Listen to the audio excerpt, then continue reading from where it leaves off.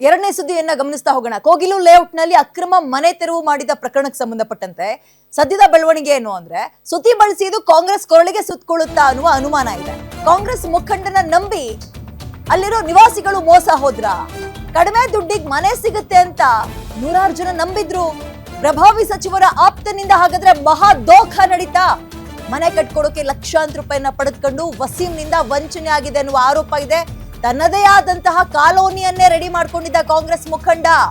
Guarantee news ನಲ್ಲಿ ಮಹಾ ಮೋಸದ ಪಿನ್ ಟು ಪಿನ್ ಡೀಟೇಲ್ಸ್ ನ ಕೊಡ್ತಾ ಹೋಗ್ತೀವಿ.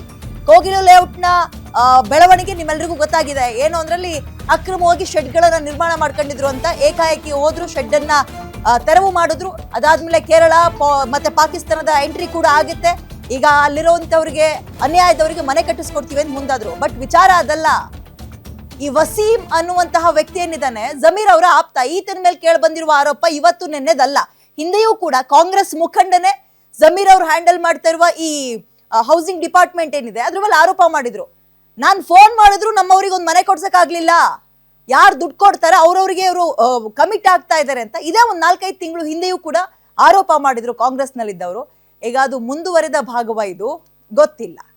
ವಸೀಂ ಕೃಷ್ಣೇ ಬೈರೇಗೌಡರ ಆಪ್ತ, ಜಮೀರ್ ಅವರ ಜೊತೆಯೂ ಕೂಡ ಈ ಹೌಸಿಂಗ್ ಡಿಪಾರ್ಟ್ಮೆಂಟ್ ಅವ್ರೇನ್ ಹ್ಯಾಂಡಲ್ ಮಾಡ್ತಾ ಇದ್ರು, ಅವರ ಆಪ್ತನು ಇಂಥದ್ದೇ ಕೆಲಸ ಮಾಡಿದ ಅನ್ನುವ ಆರೋಪ ಇತ್ತು. ಈಗ ಮತ್ತೊಂದು ಆರೋಪ ಕೇಳಿ ಬರ್ತಾ ಇದೆ.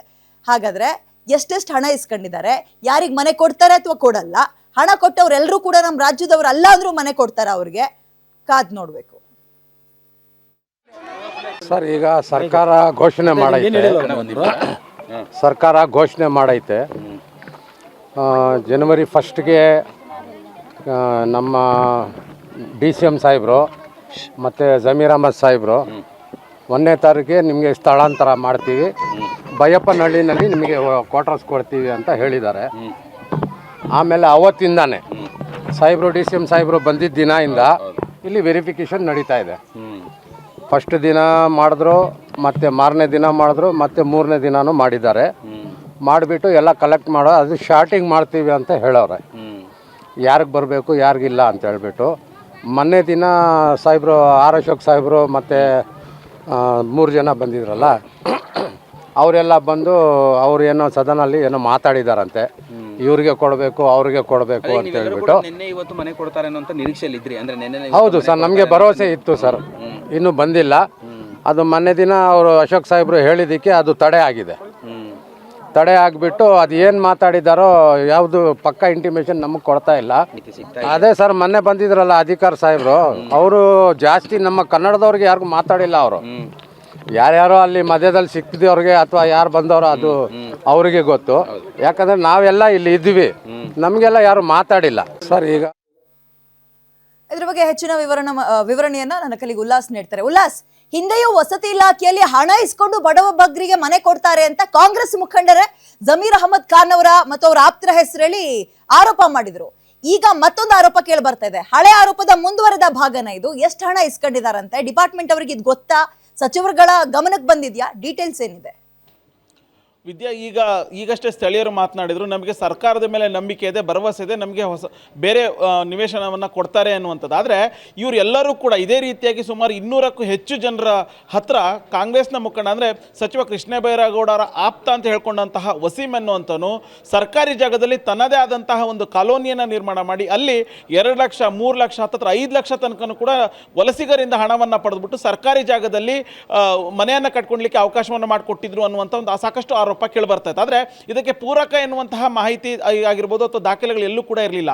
ಇದೀಗ ಸಾಮಾಜಿಕ ಜಾಲತಾಣದಲ್ಲಿ ವೈರಲ್ ಆಗ್ತಾ ಇರುವಂಥ ಒಂದಷ್ಟು ಫೋಟೋಗಳನ್ನು ನಾನು ನೋಡ್ತಾ ಹೋಗೋದಾದ್ರೆ, ಈ ಒಂದು ಎಲ್ಲ ಒಂದು ಕಡೆ ಕೋಗಿಲು ಕ್ರಾಸ್ನಲ್ಲಿ ಏನು ಡೆಮಾಲಿಷನ್ ಮಾಡುವಂಥ ಕೆಲಸ ಆಯಿತು, ರಾಜಕೀಯ ಆರೋಪ ಪ್ರತ್ಯಾರೋಪ ಏನು ಕೇಳಿ ಬರ್ತಾ ಇದೆ, ಸುತ್ತಿ ಬಳಸಿ ಕಾಂಗ್ರೆಸ್ನ ಕೊರಳಿಗೆ ಸುತ್ತಕೊಳ್ತಾ ಇದೆ ಅನ್ನುವಂಥದ್ದು. ಯಾಕೆಂತಂದ್ರೆ ಕಾಂಗ್ರೆಸ್ನ ಮುಖಂಡ ಸಚಿವರ ಆಪ್ತರಾಗಿರುವಂತಹ ವಸೀಂ ಈತನೇ ವಲಸಿಗರಿಂದ ಹಣವನ್ನು ಪಡೆದುಬಿಟ್ಟು, ಇಲ್ಲ ನೀವು ಇಲ್ಲೇ ಮನೆಯನ್ನು ಕಟ್ಕೊಳ್ಳಿ, ಯಾರು ನಿಮಗೆ ಅಡ್ಡಿಪಡಿಸೋದಿಲ್ಲ, ಒಂದು ವೇಳೆ ಸರ್ಕಾರ ನಾಳೆ ಬಂದು ಡೆಮಾಲಿಷನ್ ಮಾಡ್ತಾ ಮಾಡ್ತು ಅಂತಂದರೆ ನಾನೇ ಮುಂದೆ ನಿಂತು ನಿಮಗೆ ಸರ್ಕಾರದಿಂದ ಅಧಿಕೃತವಾದಂಥ ಒಂದು ನಿವೇಶನವನ್ನು ಕೊಡಿಸ್ತೀನಿ ಅನ್ನುವಂಥ ಒಂದು ಭರವಸೆಯನ್ನು ಕೊಟ್ಟಿದ್ದ ಅನ್ನುವಂತಹ ಮಾತುಗಳನ್ನು ಸ್ವತಃ ನಿವಾಸಿಗಳು ಹೇಳ್ತಿದ್ದಾರೆ. ಆದರೆ ಅವರೆಲ್ಲರೂ ಕೂಡ ವಸೀಂ ಅವರಿಗೆ ನಾವು ಇಷ್ಟು ಹಣವನ್ನು ಕೊಟ್ಟಿದ್ವಿ ಅಂತ ಎಲ್ಲೂ ಕೂಡ ಹೇಳ್ತಾ ಇಲ್ಲ.